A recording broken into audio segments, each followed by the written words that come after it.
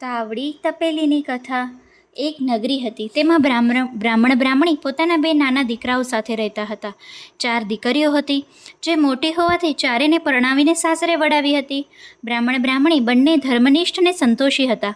વર્ષો થતાં તેમના મોટા ભાગનો સમય પ્રભુ ભજનમાં ગાળતા હતા.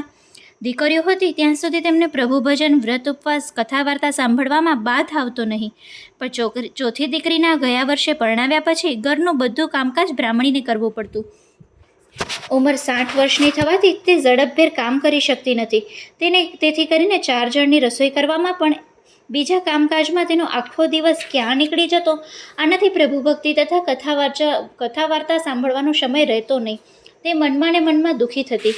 એવામાં પુરુષોત્તમ માસ આવ્યો. પુરુષોત્તમ માસના 2 દિવસ બાકી હતા. તેની ચિંતા પેઠી કે વર્ષોથી હું પુરુષોત્તમ માસનું વ્રત કરું છું. અત્યાર સુધી મેં હેમખેમ પાર પાડ્યું, પણ આ વખત પુરુષોત્તમ માસનું વ્રત થઈ શકશે કે નહીં પ્રભુ જાણે. તેને પોતાની મનોવેદના બ્રાહ્મણને જણાવી. આપણને 4 દીકરીઓ હતી, તેથી તે ઘરનું કામકાજ અને રસોઈ પાણી કરી લેતી. ચારેયને પરણાવી એટલે સૌ પોતપોતાને સાસરે ગઈ. 2 દીકરા છે તે નાના છે. મોટા હોત તો પરણાવ્યા હોત તો તેમની વહુઓ ઘરનું કામકાજ કરત. પુરુષોત્તમ માસ બેસવાના 2 દિવસ બાકી છે. અત્યાર સુધી આપણે પુરુષોત્તમ ભગવાનના વ્રત કરતા આવ્યા છીએ. આ વખતે મારાથી વ્રત થશે કે કેમ તે શંકા છે. કારણ કે સવારે વહેલા નદીએ નાહવા જવું, કાંઠાઘોરમાનું પૂજન કરવું, કથા વાર્તા સાંભળવી, દેવ દર્શને જવું, એમાં અડધો દિવસ નીકળી જાય. પછી રસોઈ ક્યારે કરવી? બ્રાહ્મણ કહે, તારી વાત સાચી છે. મારા પુરુષોત્તમ ભગવાન દયાળુ છે.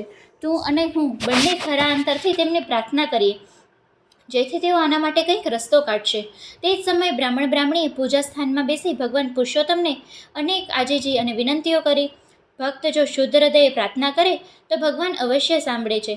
બ્રાહ્મણ બ્રાહ્મણીની પ્રાર્થના પ્રભુએ સાંભળી.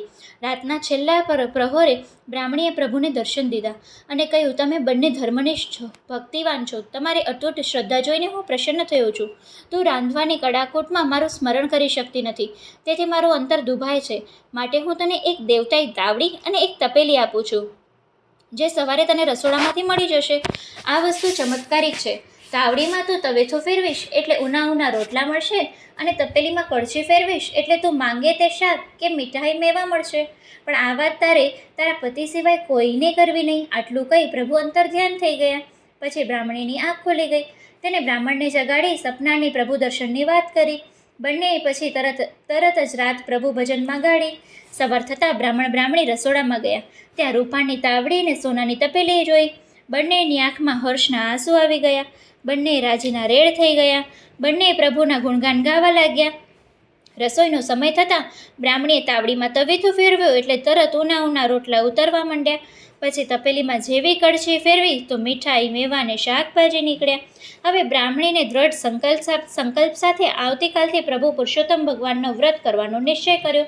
પુરુષોત્તમ માસના પ્રથમ દિવસે બ્રાહ્મણ બ્રાહ્મણી સવારે વહેલા ઉઠી નદીએ સ્નાન કરવા ગયા. કાંઠાઘોરમાનું પૂજન કર્યું. પુરુષોત્તમ માસની કથા વાર્તા સાંભળી. યથાશક્તિ દાન દક્ષિણા દઈ તેઓ મંદિરે દેવ દર્શને ગયા.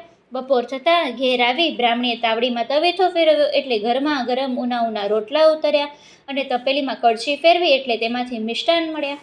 બ્રાહ્મણ બ્રાહ્મણી અને તેમના 2 દીકરાઓ સાથે મળીને ખાધું. રસોઈનો સ્વાદ જોઈ બંને છોકરાઓ નવાઈ પામ્યા. તેઓ આજ સુધી કોઈ દિવસ આવું ભોજન જમ્યા નહોતા. આમ કરતાં કરતાં 2-4 દિવસ ગયા. બ્રાહ્મણી ખુશ છે. માથેથી ચૂલો ગયો એ સવારથી સાંજ સુધી ભક્તિ કરવા લાગી. છોકરાઓ વિચાર કરે, માં રાંધે છે ક્યારે? નથી ચૂલો સળગાવતી કે નથી લોટ બાંધતી? વળી રોજ મેવા મીઠાઈ ક્યાંથી આવે? એક દિવસ છોકરાઓએ છુપાઈને આ બધું જોયું. છોકરાઓએ તેમના મિત્રોને વાત કરી. તેમના મિત્રોએ ઘેર જઈ પોતાના માતા પિતાને વાત કરી.